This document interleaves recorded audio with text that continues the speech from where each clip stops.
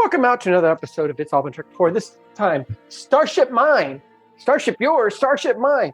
No, Starship Mine on It's All Been Tricked Before. Something you can claim for your own.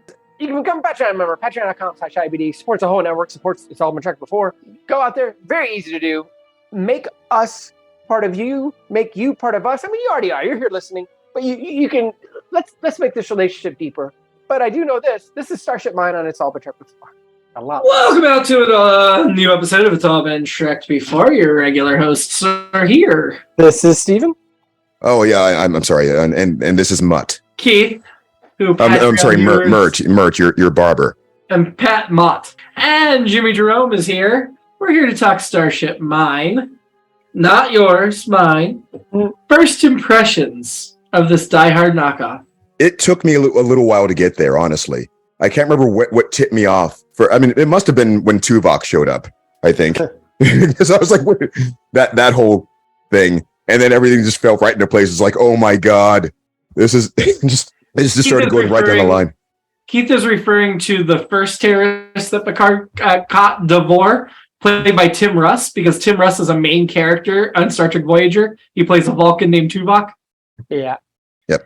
I don't know if Steven already knew that, but I immediately looked at his ears and was like, wait a minute. And I was like, okay, no. Okay. Yeah, like even from a distance, the way it's so weird how some of the actors kind of had that shape to their head or jaw, something that makes it look like they're already kind of Vulcan. It's like, hey. His hairstyle too. Right.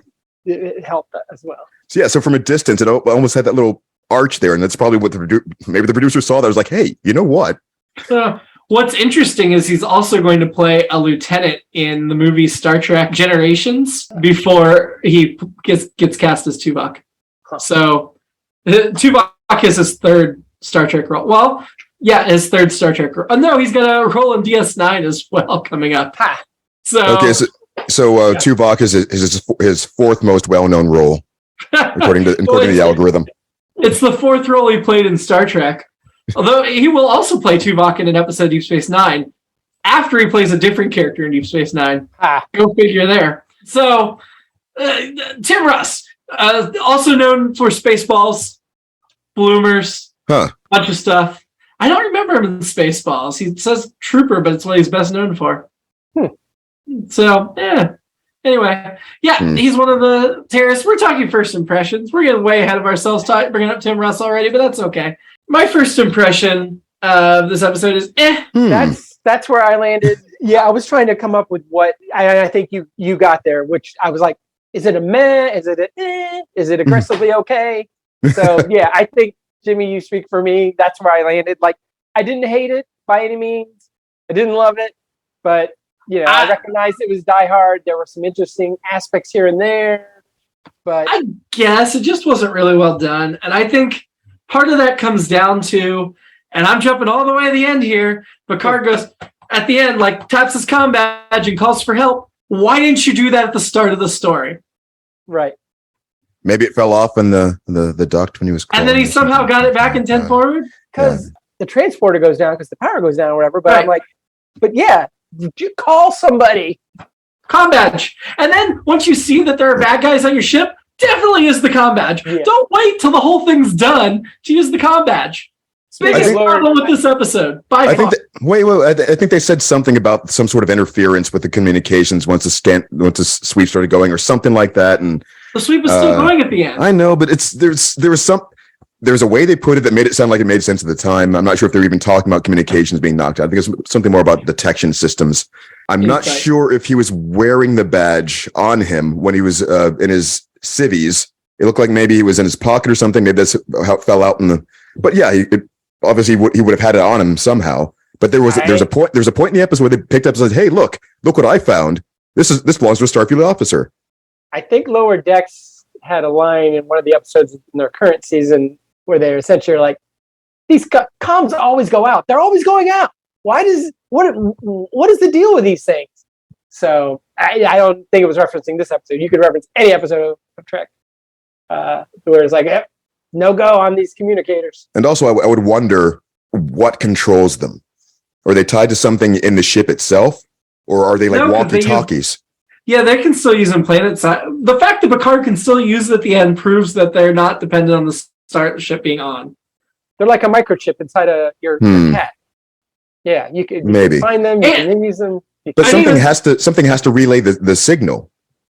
They don't just like. But they're near a starbase. They probably have something that can relay the signal. Just like if another starship comes by and you're on a planet, you can communicate up to them if your starship's left and another goes by. Yeah, it's like space tooth or something. Space Bluetooth. It's just like they automatically sync up to whatever. Connected. Yeah. My phone tries to attach to every Wi-Fi that we drive by. There are transporters in the shuttles, in the captain's yacht, in the life. That's what I thought too. Yeah. And none of those would have been shut down because they're not the ship or whatever. I immediately, as soon as he's stuck on the ship with them, I was like, okay, it's Die Hard. This is very frustrating. Frustrating to me how this whole thing, all he had to do was tap his comm badge and he didn't do it. And I mean, you could have made a thing where he taps the comm badge, realizes his crew are being held hostage, and it raises the stakes and makes it more interesting. But none of that's part of the story. Actually, wait a minute. That would have made a lot more sense because they even had it set up to do that. Yep. They had to do the thing. Why? Yep. But what? How? It makes no sense. Maybe something got cut for time, or it's also kind of Home Alone because he sets up that booby traps. Yeah, the booby trap. When the terrorist walks across the broken glass, I was just like that from the tables Picard smashed like you see in every episode. Yeah, I was like, what is going on here? And then I was like, oh, that's... I'm sorry, there was actually broken glass? No, but they're all smashing tables. Yeah. So, yeah. My favorite... I'm sorry, we're just like jumping all through these little things. Yeah, let's go back to the beginning now. Oh. So, it's this whole thing where everyone's bothering Picard. He can't walk 2 feet without somebody like, Captain, which makes sense. I mean, this is, to me, it seems like a pretty big deal to get everyone off the ship. It makes sense. What doesn't make sense is the only people he encounters are every single other main character on the Yeah, because at first I was like, oh, it's just the women, because he passed each of them and like, oh, hey. And then, and then he gets on that turbolift with Data, and they're not even shoulder to shoulder. They're overlapping each other. I'm like, where did this small turbolift come from? But then they start talking about small talk, and it starts to make sense to me. And then they get to the planet for that reception, and there's like 7 people there, so it's a small reception. So I thought that was a theme, but I don't think it was actually. No, I mean, I like the walk and talk, even if it was too neat that it was those specific people. Yeah. And then it set up some of their plot. I mean, it set up Data's plot and stuff. And Worf clearly decided Michael Dorn's like, I'm not wearing my makeup for this piece of crap. So I'm gonna be the one that bows out. And Picard's like, then LeVar Burton's like, oh, that's a great idea. And Picard's like, no, we need some diversity. One of our black actors has to show up to the party. I thought that was a funny moment. I thought there were some funny moments. I thought the whole Data being into small talk was funny. That was funny. And then they kill Hutchinson, which I don't know if that was supposed to be like, oh no, or just like, oh no, that really seems like out of place here. It felt very out of place when they killed Hutchinson because Geordi was shot too, and Geordi was fine, and there was no rhyme or reason why Geordi was fine and Hutchinson was dead. Other than maybe they just didn't want to pay the actor, so they could leave him. It's plot armor. You can't really. Hutchinson didn't buy his. It didn't make any sense. Some of the joking aside, for the Worf and Data or Worf and Geordi thing, I mean, this is a neat little plot thing, of course, to get the security officer out of the picture because it would have made it more less believable for him to be down there at the party with them and not be able to help defend them in some way. And it would have been so much fun if he'd still been on the Enterprise with Picard, though, and they teamed up. That too, but then. Yeah, then you lose the Die Hard thing. Geordi was a plot device later to detect the strange energy signatures, which were weapons. But then, since when does his visor give off a sound? What would sound have to do with the operation of his visor? That's how they knocked everybody unconscious. Yeah. I mean, theoretically, you use some sort of sonar for certain kinds of applications. They said they altered it in some way to emit a frequency, sonic. Something. Why does it even have a speaker on it? I don't know if it would need a speaker necessarily. Well, I mean, you would. If you're using sonar, it has to have some sort of sound emission, and that's how it works. You're actually you hear like a clicking kind of. So yeah. But I mean, there's never been anything to indicate he's got sonar in that thing. It's like one of those Swiss Army Inspector Gadget kind of things, though, as far as any sort of detection. It's like all these different spectra of radiation, light, whatever. So back near the beginning, I liked Picard grabbing his briefcase essentially and looking over the empty bridge. That was kind of a nice moment, and getting to see the bridge empty. I mean, we've seen it empty in danger situations when things are going bad, but just to see it empty in this context was interesting and kind of nice. Which was not at all dangerous or not at all a precursor to something bad happening. Well, yeah, but that they gave it away right there. We should have known. I loved when they got to the reception. I actually liked the beginning of this episode until the hostage stuff. Yeah. Oh god, the data stuff was amazing. That was Nina probably in the background at the reception imitating him. Yeah, good. That was probably one of my screen grab moments when he was behind the pillar, just like trying to do like the mannerisms like that. I went on a journey with Hutchinson in that, like, at first I'm like, he doesn't seem that bad, and then I was like, okay, I get it. I've been around this person. Then I came back around like, I love this guy. Exactly. Yeah. But it was funny. It was funny when they pawned Data off on him and reckon Troyer's spying, and they're just talking. Yeah, that was fun too. Yeah, but then it just worked. The fact that it worked was great. It was like a good experience for both people. And so, but there were a couple things that I had an issue with there, and that's where I just started to have small gripes. Was first of all, Hutchinson had to be noticing that they were all pawning him off on each other. Had to be noticing. And second of all, Riker and Troy are like, how long can they talk about nothing? They're relaying interesting facts. They're not talking about nothing. Like, you can say that maybe it's not a subject that interests you, but when they're talking about, did you know this planet, blah, blah, blah, that's not nothing. Give them a little credit. No, I agree with you on that part, but the pawning off, it looked like he was actually doing social climbing at the beginning. Yeah. I think when they said, how long can they talk about nothing? Obviously a Seinfeld reference. I thought the same thing. Nice. Yeah. Yada, yada, yada. Yeah. Picard blows up their ship. Yeah. Was there a sale on super tall glasses inspired by like Las Vegas carry around cocktails? Yeah, I had that. I felt that way too. Like, oh, they got the yard long margarita. Okay. Those kind, like a Bourbon Street kind of thing. Yeah. My fashion note. Troy's back in her jumpsuit. Yeah. I thought she was done with that. Yep. And Picard's riding gear. First of all, I enjoyed Picard wants a long, cold horse ride. And then he keeps the saddle, which I think is kind of cool. I mean, I guess he likes horses, but his riding gear was kind of fun and weird. I couldn't tell if that was a bit or not. And I thought that's the way everyone else was reacting. Like, wait, really? Is he really going to get his saddle, or is he just getting out of here?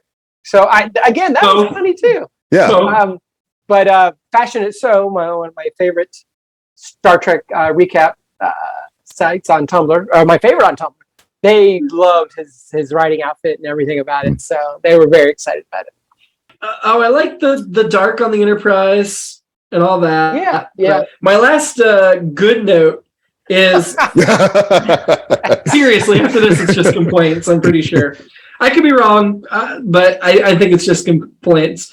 No, I got two more, I guess. Picard nerve pinches Tuvok. Oh, yes. It's got to be right because he mind melded with Sarek. That's how he knows how to nerve pinch. But it's really funny that he does it on an actor that's going to play a Vulcan. Yeah, I enjoyed that. Oddly enough, that part didn't occur to me at the time.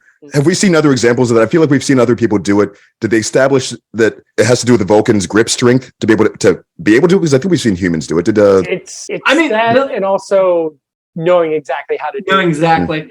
I mean, I have to think back though, and this is the thing that says this is a bad argument. When McCoy has Spock's clutcher in him, he can't do it. And not only does he have Spock's memory and skill, but he has the medical knowledge of a doctor to know exactly where to hit. Yeah.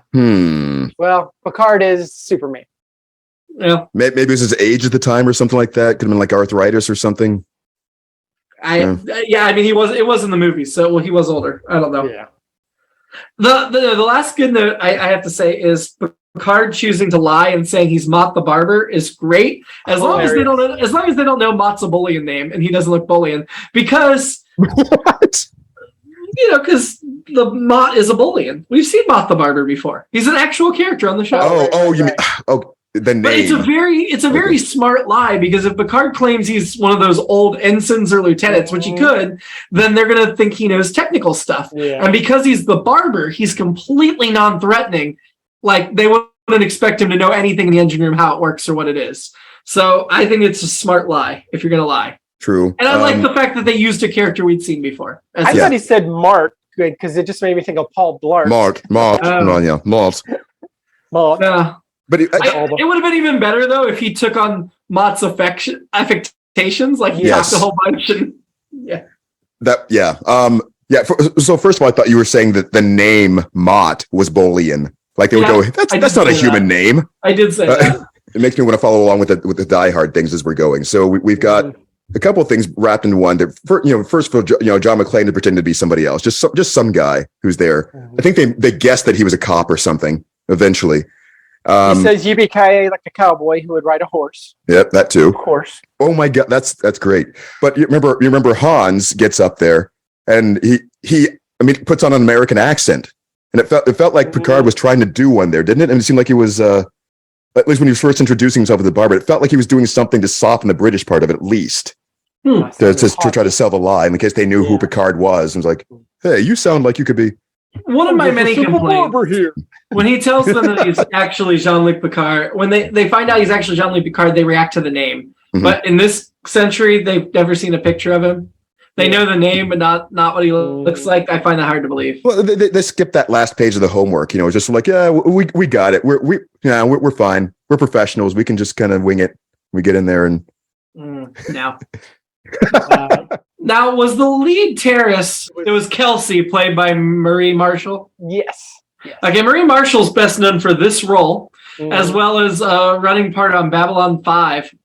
Funny enough, because Star Trek competitor. Yeah. Only 32 credits, mostly guest spots, so nothing real stand out. I thought she was fine for what she was doing. Yeah, she kept reminding me of Kira. Something about her face. Oh, a little bit. Not a visitor. Some resemblance, and also I think there needs to be like an addition to the segment. Or the podcast where we have some sort of sound effect for only. Like the I've been careful to only use it when it feels appropriate. I know. No, I'm not disagreeing with the use in this case, but I think when we get to those legit ones, there should be like a buzzer or a Nathan trombone or something kind of. Wah, wah, wah, wah. Only. The other female terrorist is Kiros, played by Patricia Tallman, who is best known for Night of the Living Dead. She played Barbara, the 1990 movie. Also a Babylon 5 actress. And then she did stunts in Jurassic Park. She has 45 credits, so slightly more than the main terrorist, but not a ton. Funny that they're both Babylon 5 actors. Also have like assorted other roles in Next Gen, DS9, Voyager. They reuse these actors often in like alien makeup and stuff. Nice. Of the other terrorists, the only other one of note to me, well, Tim DeZarn played one of them. Best known for Cabin in the Woods, Fight Club, Spider-Man, Texas Chainsaw Massacre. Who is in Cabin in the Woods? He was Mordecai. And Glenn Morshower, best known for The Resident, Bloodline, 24, Friday Night Lights, so many things. West Wing, usually plays a Secret Service agent. He's got 236 credits. Wonderful, wonderful actor. Played one of the terrorists as well. So there were a couple of decently known or will eventually be decently known people playing. All right, editing note for Jimmy, just add in like a jackpot sound effect there. Oh, after 236 credits. Like a ding, ding, ding, ding, yeah. He was also in Ozark playing an FBI executive assistant director. Yeah, he was. We talked about Hutchinson, but we didn't talk about who played him. David Spielberg, best known for Christine, This Rule, The American Girls in the Rockford Files, 144 credits. Ton of credits, and he was in a ton of commercials. So I immediately was like, I love this guy. So I like him as a performer and just in general. He just feels like a guy, like, I know this guy. So I really enjoy it. As soon as I saw him, I'm like, oh yeah. So it was even more distressing when they came back from commercial, or not commercial in our case now, but essentially where the commercial would have been. and they had him covered with a sheet. I'm like, oh man, Hutch. What was the door opening device those guys kept using on the Enterprise? Something to I guess undo the latch and then you could push it apart. Yeah. Was it, I didn't see it. So there's like a sonic screwdriver or something. Yeah, like a bolt. Picard had one. It charged through it to help. I don't know. It was like a flat thing he stuck on the door and then he could pull it open.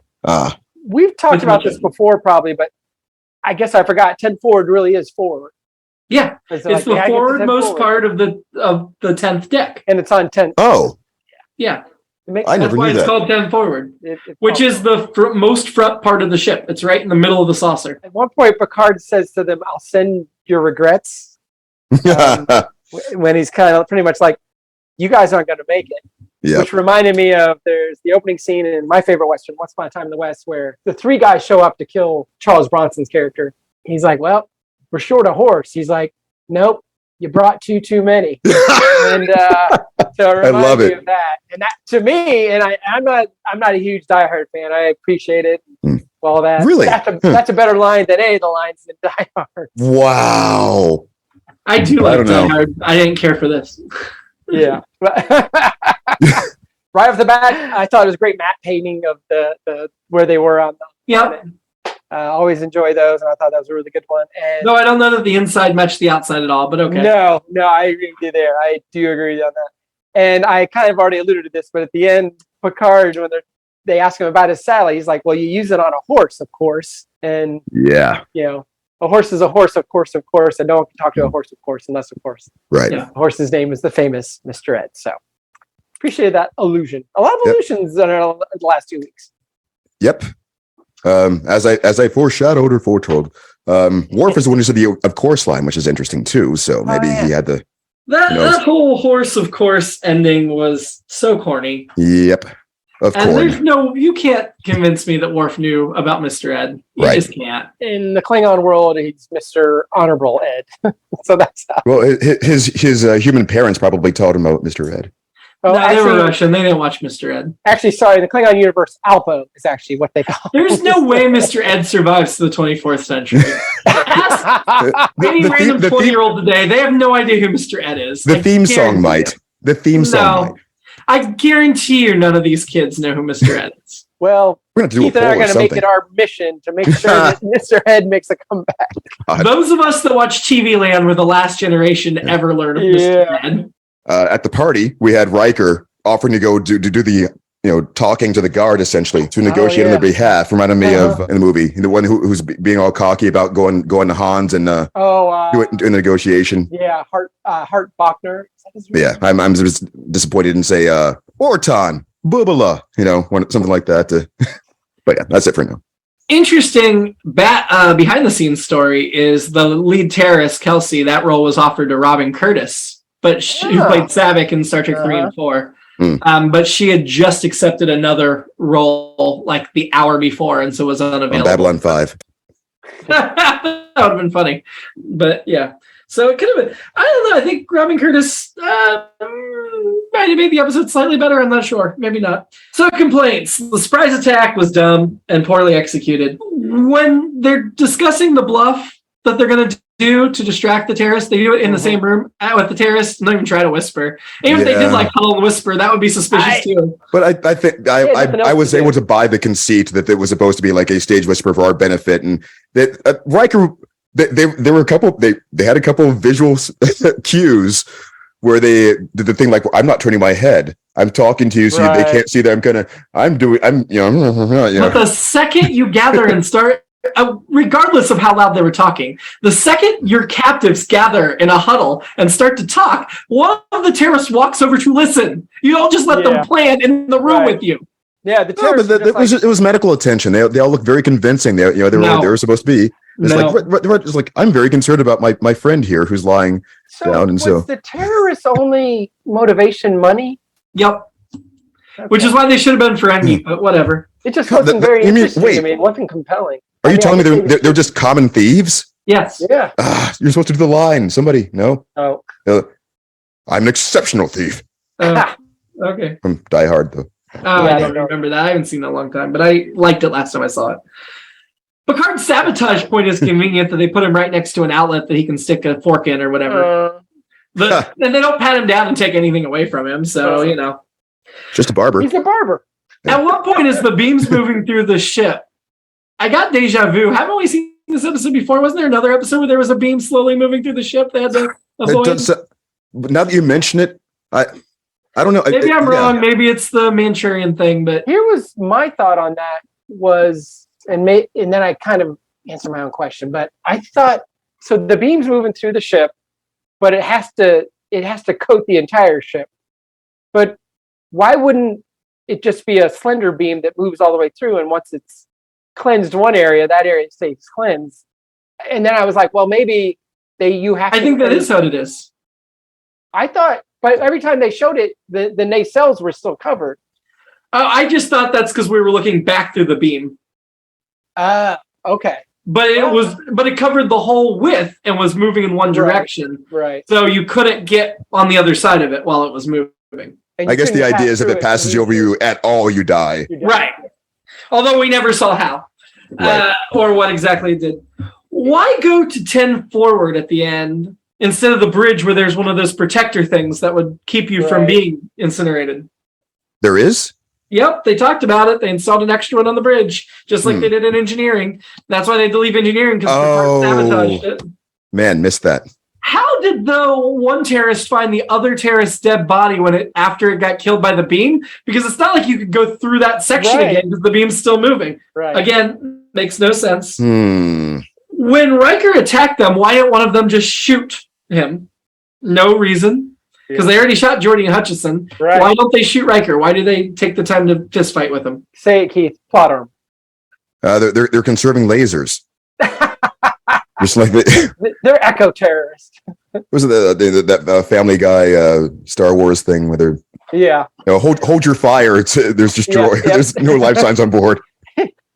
As they're getting ready, as the Riker and crew are getting ready to execute their plan, Riker goes over to Data and says, "Now, Data, you're going to be the only one that's still conscious. So you have to do this." Data knows he's going to be the only one that's still conscious. You do not need to tell Data that. A 2-year-old would understand that. That is purely for an audience that was for us. Not familiar with Star Trek: The Next Generation. Yeah, I was honestly, I was surprised they didn't say that the first time. I was almost like waiting for them to say it. I was like, oh wow! I just came to that conclusion by myself in a second. Why didn't they? Oh, that's weird. And so it's ridiculous. Yeah, eventually they did do it. Why does Kelsey keep Picard or Mott alive? Because clearly she has no problem killing people for profit and everything. There's no reason that she ever didn't just murder him immediately. I agree. And Picard, my last complaint, Picard kills people in this episode so casually. Like even the end, was it Starfleet when they stole the bit of stuff from the engine, Starfleet procedure had to be you're going to follow them and try to get it back. Not you're going to blow up the shuttle and kill everybody in it. That's not Star Trek. That's Die Hard. That's not Star Trek. Within half an hour, they went from he's Starfleet, they don't kill people to he was even dragging yippee-ki-yay. He was dragging human Tuvok away from the beam, but then he just casually kills people later. You're right. That is the end of Die Hard 2. Yippee-ki-yay. And does it call back that they wouldn't get even if they could hear him? Yeah, MRF. And So those are all the things I think don't make sense and ticked me off. This episode that segment also needs its own sound effect. Oh yeah. You know what really grinds my gears? It's not every episode of Star Trek. I'll have a couple things that might annoy me here and there. This one, most of my notes were, this is why this episode doesn't make sense. Yeah. It was directed by Cliff Bull, written by Morgan Gendel. We just talked about Morgan Gendel recently because Morgan Gendel also wrote The Inner Light somehow. Wow. That's right. Yeah. What a fall. We'll also write 2 episodes of Deep Space Nine. We need slide whistles and all kinds of things here. I could think about that earlier. So the prisoner that brain hops in Deep Space Nine, the passenger, also wrote that episode. Okay. Which I think is better than this episode, although not awesome. And then does have one more episode of Deep Space Nine that Morgan wrote. Don't know if Morgan is male or female because it could be either. But male. I see a picture. So he wrote another episode of Deep Space Nine we haven't seen yet. That'll be in season 2. But yeah, not impressed. Your follow-up to the Inner Light, fail, Morgan Gendel. Yeah. Stop watching Die Hard and there were come some up with good some things, but ideas. I think what your list of grievances there points out really well, Jimmy, is that they were like, we want to hit these beats, these Die Hard beats, and so we'll ignore some stuff just to get to that. It felt like the script was not written for Star Trek; it was adapted for Star Trek, which is not a good thing. What can you think of other examples where that hasn't worked out well? Yes. Let's go back to the original series. We can name half a dozen. It also made me think of Under Siege. Yeah, so I remember at the time they were doing the trailer bits. Yes, exactly. And it's like it seems to me it could be that the critic actually meant it in a different tone, but they was like, screw it, our audience will like that anyway, and like used it as like a like an endorsement quote. Because Air Force One and Passenger 57 were Die Hard on a plane. Let's get to the rankings because I'm done with this one. Wow. So there's like all these. I actually found it somewhat entertaining as I watched it, but the more I thought about it, the more angry it made me. we need to be. Oh, I guess we are recording this, so yeah, you need to go back. Just pull some of these out for catchphrases for future segments like these. It's like that's the news and I'm out of here kind of thing with the paper. Just like I'm done with this one. So who was your annoyance in this episode besides everybody? I think Orton, that was one of the guys on the plane. One of the guys. He was just unpleasant in general. Played by Glenn Morshower. Yeah. Right. Glenn Morshower, I'm sure, is delightful. He's a great actor. Seems like he would be, yeah. Yeah. But not Orton. I mean, of all the bad thing, I'm torn. I want to name the writer. I want to name Kelsey. I want to name Kelsey. I want to name Picard for not just radioing in. In the end, I think I'm going to have to go Kelsey because I don't know. I'm going to go Kelsey. But is that the lead terrorist? Yes, the lead terrorist. Actually, a thief. The exceptional thief. And yes, I would agree with you on that. Who are you having a drink with? Well, speaking of Kelsey, originally it was going to be her, but then I was like, you know what? I got to go with my boy Hutch. I got to go with my boy Hutch. Yep. I was going with Hutch. You both went with Hutch, huh? Yep. Okay, well. I was going to go with myself copious amounts in a dark room trying to forget this. Wow. But I'm going to go with Picard because as much as first I'm going to ask him, why the hell aren't you acting like yourself? Are you taking over? Maybe the alcohol will kill maybe it's one of those mind control slugs from season 1 in his head. Maybe try to figure that out, save the crew. But then Hutch's reception might be fun. So, yeah, okay, you've swayed me. I'm going to stay at Hutchinson's reception with you. And this time we'll not let them kidnap us. I guess. Ranking the episode, I'm starting at the bottom. I had a couple alternate episodes. Sure, go for it. I would have liked Mott the Barber. I would have liked if that facade had kept up the whole episode. That would have been more interesting to me. Also, I want to know the terrorist backstory. That would have been more interesting to me. Like, what got them to this point? If they're just thieves, it's probably not as interesting. But I thought, I was like, how do these people meet? And if it's just a heist, maybe it's not as interesting. But I just felt like, I guess what I'm saying is, I want to hear an interesting backstory, and I would like to see that. They are the 24th. They're the 24th century Die Hard movie fan club, and decided they wanted to live it out, and chose the wrong side. Missed who the hero, the people. Yeah. They never watched the last 15 minutes. It was the data file was corrupted. They're every starship captain or whatever that landed on a planet decided, hey, here's what we should do, and did it the wrong way. Yeah, that's exactly I think it'd be kind of a fun episode if they actually did have Mott captive and he was the star of this episode. Yeah, that would have been more interesting. Ooh. Yeah, because then it's like, he's got to get resourceful and then him just not radioing, they'd be like, oh yeah, of course, because he's dumb, he doesn't know any better. Right. Or he wouldn't have a communicator like that. Right. And he's trying to help them with their hair. Yeah. That would be fun if he was doing Kelsey's hair, yes. Or Picard and Mott together as captain would be kind of fun too. Part of the joke that he says is the barber, the fact that he's bald. That's a joke. Should have been. Mott's also bald. Right? Mott's also bald. That's true. Okay, but wait. So she had the communicator. Immediately jumped to the conclusion it was a Starfleet officer. So what do the non-coms use? Cell phone. I thought they used the same thing. Oh, I don't know. You're right. You're absolutely right, Keith. I don't know. Because I swore everybody on the Enterprise D had a comm badge, but it seems like they would have to have something for safety, right? I mean, something that works the same way but doesn't look the same. Yeah, you got to be right, because we've seen enough like Worf and people like take off the badge to resign their commission. So it's like the joke Lower Decks made recently about what's the secret, the CIA of the Discovery World, Section 31. Yeah, because it makes sense. We have different badges than them. Do you want it or not? Or whatever. So. Section 31 we'll get in. Obviously, Discovery covers them, but DS9's when they're introduced. Nice. Okay. We'll get into them. I love it. They're in Enterprise as well. All right, so my thing is an alternate title for the episode. Oh, I have one too, Keith. All right, but mine is Pie Card.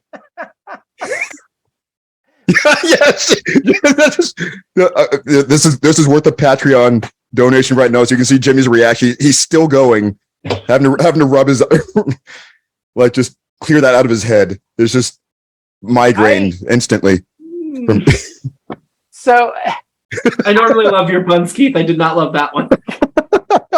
Oh, you're gonna love the ending. We'll get back to. When I went into this episode pretty blind, and I saw it was Starship Mine, I'm like, well, we already did Enemy Mine or whatever. I'm like, oh boy, this does not sound interesting. And then I realized 5 minutes in, like, oh, I get it. And then, but I thought that should have been the Starship is mine. The doggone Starship's mine.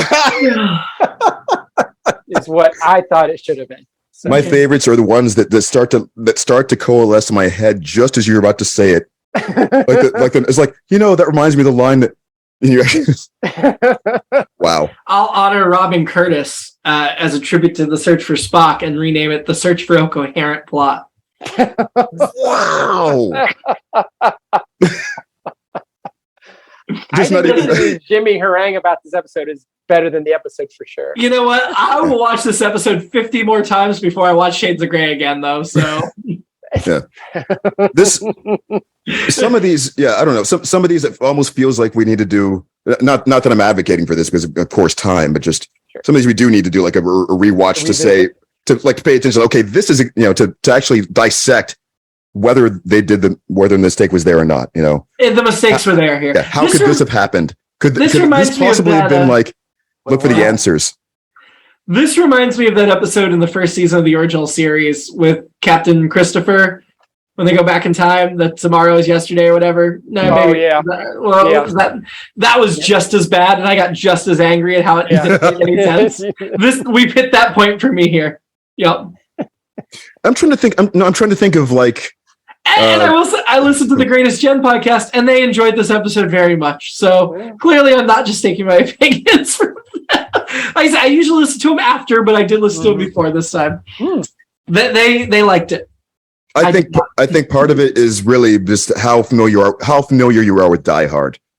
I'm not that familiar with Die Hard. Right, that's my point. If you were a Die Hard fan, some of the things will kind of.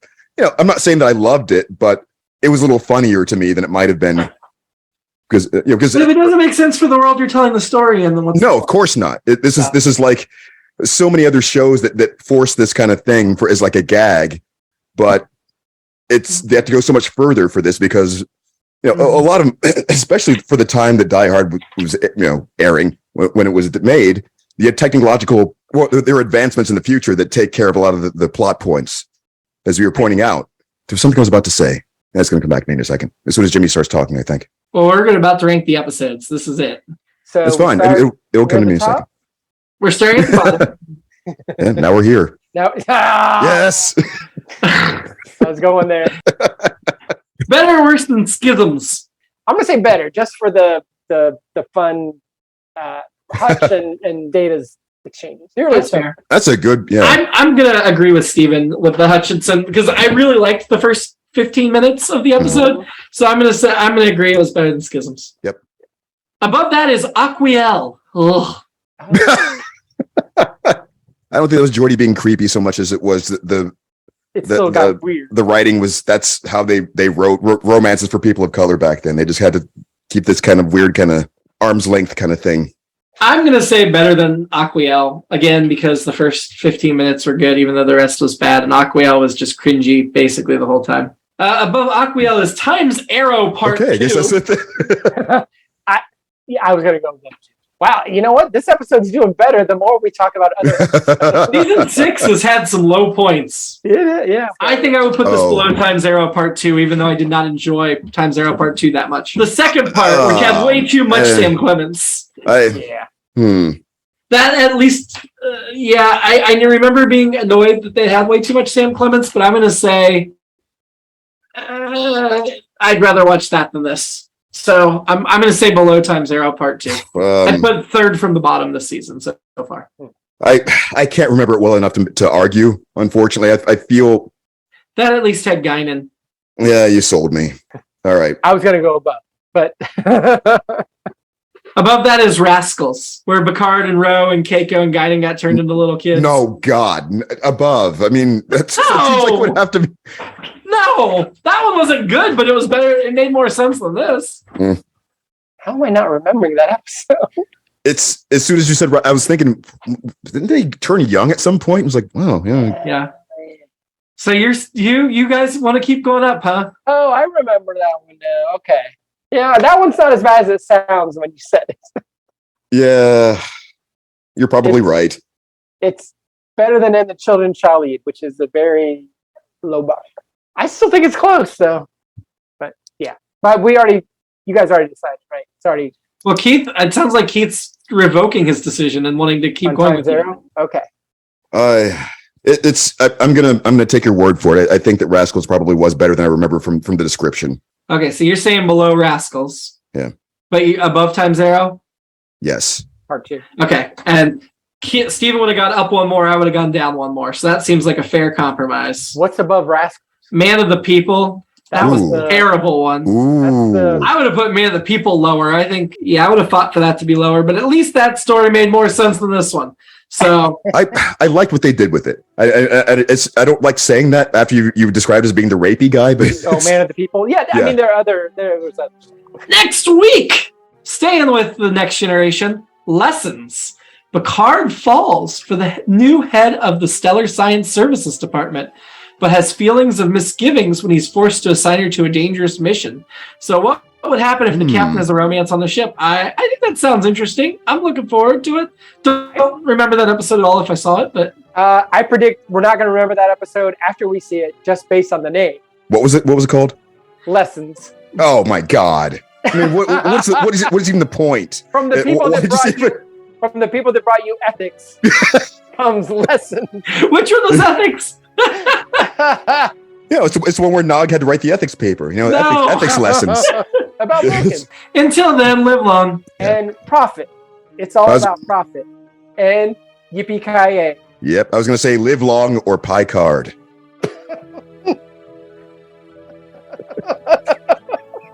Yes. Well, we never have to watch that one again. It's All Been Done presents Who's Got the Time?